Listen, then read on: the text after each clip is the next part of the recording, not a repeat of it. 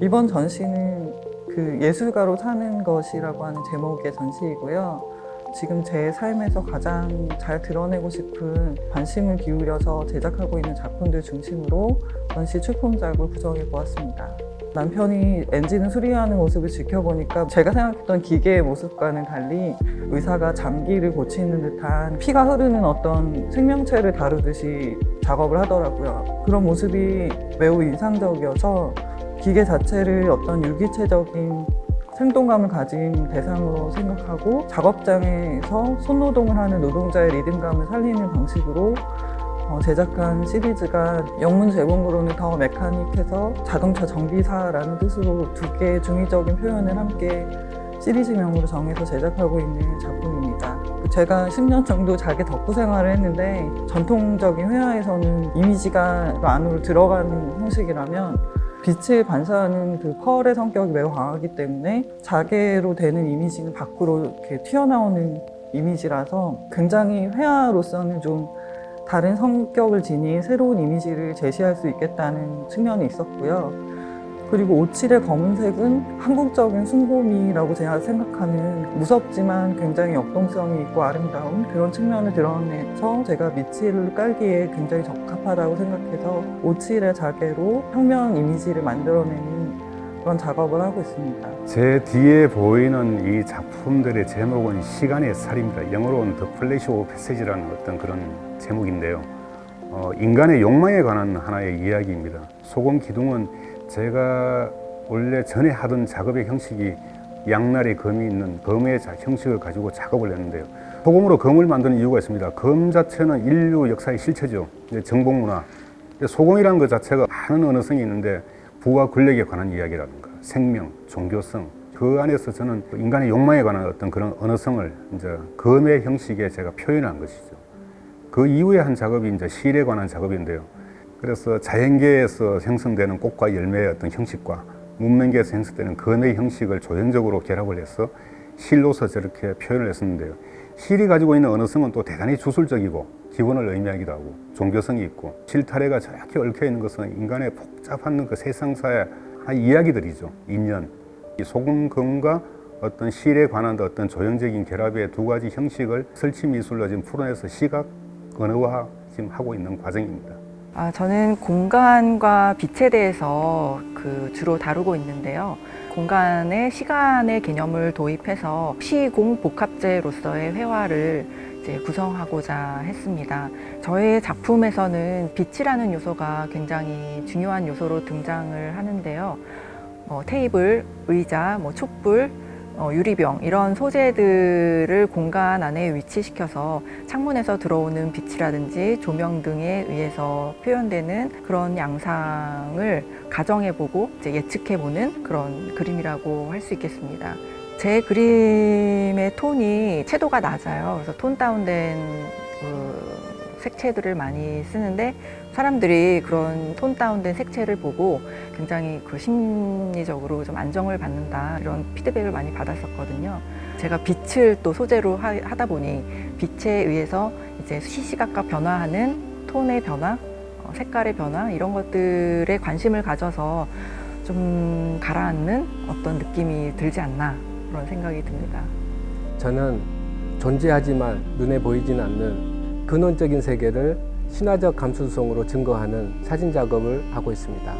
최근에는 풍경을 담아낸 필름 위에 플래시의 순광광을 중첩하는 방식으로 제가 느낀 미지의 힘을 표현하는 작업들을 해오고 있습니다. 저는 이번 전시에 제 작업들 중 생명나무와 나비 시리즈를 출품하였습니다. 제가 출품한 생명나무는 수년 전 겨울과 봄에 어디쯤에서 만난 감나무에서부터 시작이 되었습니다. 저는 겨우내 메말라 있던 가지 끝에서 찰나적으로 초록빛의 새싹을 보았고 그때 느꼈던 마른 나무가지가 품고 있던 생명력을 표현해 보고자 이런저런 다양한 시도를 하였습니다. 그런 실험 끝에 저에게 가장 중요한 모티브는 나무와 빛이라는 것을 알았습니다. 나무는 보이는 세계와 보이지 않는 세계를 연결해주는 관문이자 또한 균열이고요. 빛은 보이는 세계와 보이지 않는 세계를 연결해주는 매개로서 두 세계가 서로 상응한다는 그런 느낌들을 표현해보고 싶었습니다. 나비는 동서양을 막론하고 영혼을 상징하는 메타포입니다. 나비는 이곳과 저곳을 자유롭게 왕래하고 심지어 이승과 저승의 경계까지도 넘나들 수 있는 존재라고 우리가 알고 있습니다. 또한 나비를 NABI라고 소리내어서 쓰면 히브리의 선지자라는 뜻이 됩니다. 이런 연유로 인해서 그동안 다양한 빛과 형상으로 사용했던 저희 빛이 나비라는 형상으로 응축되어서 이번 나비 시리즈가 만들어지게 되었습니다. 저는 주로 사람을 표현하는 사람인데요. 제 작업 안에는 사람만이 아니고 동물도 있고 식물도 있어요. 그 모두가 어우러져서 같이 그물코처럼 얽혀있는 이 세계를 이룬다라는 거를 생각을 하고 있고, 그래서 어느 하나가 일그러지거나 상처를 받거나 고통을 받으면 이 세계 전체가 아프고 힘들다는 생각을 하는 편이에요. 제가 또 이번 전시에서 집중해서 표현하고 싶은 것은 모든 존재물들이 즐거운 순간도 있지만 눈물을 흘리거나 또는 고통을 느끼는 순간들이 사실은 더 많고, 그리고 그 고통이나 슬픔을 어떻게 내화시키고 그것을 자기 것으로 만들고 어떤 힘으로 존재할 것인가를 알아가는 과정이 삶의 연속이고, 그것이 가장 중요하다고 생각을 하거든요. 고통을 겪거나 슬픈 일이 있을 때 눈물을 흘리지 않으면 소금 기둥이 된다는 말이 있어요. 눈물은 쏟아야 자기 스스로가 치유가 되고 정화되는 일이 있고요. 그런 경험들을 통해서 자기 삶이 풍성해지고 또 성숙해진다고 생각해요. 그래서 그런 내용들을 담고 싶었어요, 작업에. 제 작업의 주제는 자연에 대한 외경과 그 자연에 대한 외경으로 가지게 되는 죽음에 대한 진지함이에요. 죽음에 대해서 진지한 사람들은 결국 사랑에 대해서 진지한 법을 배우게 되거든요. 그래서 제 작업은 들어오시면 사랑, 그 다음에 사랑 지나서 사랑 다음에 거룩한 샹, 사랑서부터 샹까지 이어지는 글자 풍경의 흐름을 감상하실 수 있습니다. 지금 안녕과 러브가 여기 걸렸는데요. 저의 그림은 하루를 되돌아보는 일기 쓰는 것과 같아요. 사실 일기는 나를 잘 고백하면서 어떻게 하면 나를 잘 감추기 위한 장치와도 같아요. 누가 잘 내 일기 좀 한번 봐줬으면 좋겠지 하지만 사실은 누가 보면은 안 되는 게 또 일기잖아요. 그 일기 쓰기와 같은데 안녕과 그 러브 안에는 최근 들어서 저희가 그 코로나19라는 어려운 상황을 지내면서 저도 모르게 그것을 이겨내고 싶어 하는 그런 에너지가 그 그림에 담겨진 것 같아요. 제 작업은 여행자라는 모티브를 가지고 지금 현실 속에서 느끼고 있던 어떤 고단함이나 고독함이나 또 힘겨움이나 이런 것들을 잘 견뎌내기 위한 방법으로 내가 이 현실을 뛰어넘는 어떤 세계, 그것이 동심일 수도 있고 또 어쩌면 이상향일 수도 있고 그런 곳으로의 여행을 제 작업 속에서 표현하고 있는데요. 더 따뜻하고 그 아이의 마음에 동화적인 감성으로 표현되기를 저는 또 바라고, 제 뒤에 보이는 선인장 숲이라는 작품인데요.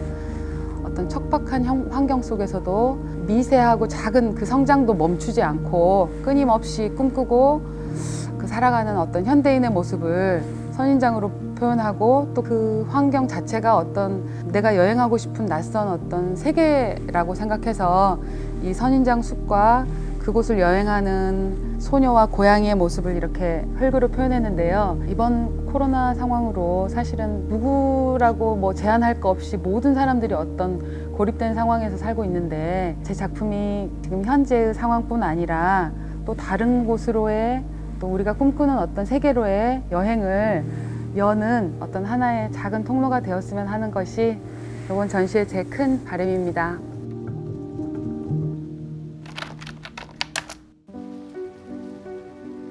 예술가로 사는 것, 이번 전시의 주제이기도 하잖아요. 사는 것, 사는 것이 주는 질문이 제가 현재 지금 어떻게 살아가고 있는가, 또 제 삶 속에 그 예술이 어떤 의미인가를 고민하게 했던 큰 내용이었던 것 같아요. 그 예술가로 사는 것은 어떤 그 목표 지점이 굉장히 불확실한 어떤 지점을 향해서 나아가고 있는 과정이라고 생각을 하거든요. 물질적인 영역이든 정신적인 영역이든 혹은 영적인 영역이든 자신만의 방법으로 미지의 세계를 탐험하고 그 과정을 자신만의 조형언어로 표현하는 작업을 하면서 사는 사람들이 예술가라고 생각합니다. 제가 생각하기에 예술가란 자기 속으로 아주 깊이 파고들어서 자기 속 안에 있는 세계를 탐구하고 그것을 바깥으로 펼쳐내서 사회에서 아주 가장 필요하고 근원적인 질문을 던지고 그 해답을 제시하고 예술가로 사는 일은 이 자본주의 사회에서 좀 어떻게 보면 자기 스스로가 자본가이자 자기의 재능을 파는 노동자이기도 하기 때문에 매우 독특한 존재라고 생각합니다.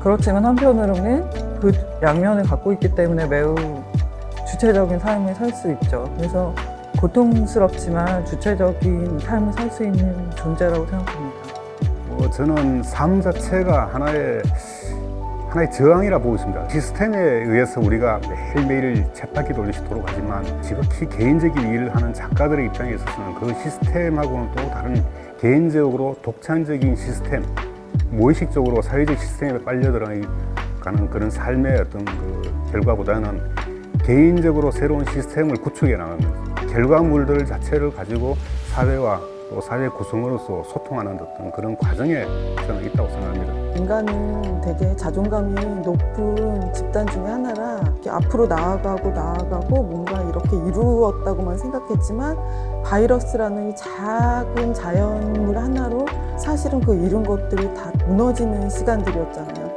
그것을 회복시켜주는 연료제 에너지와 같은 역할은 결국은 예술이 할 수 있는 일이 아닌가?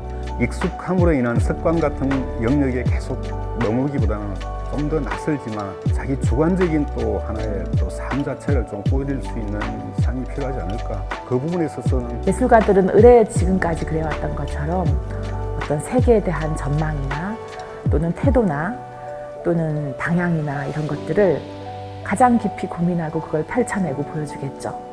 그럴 거라고 생각합니다.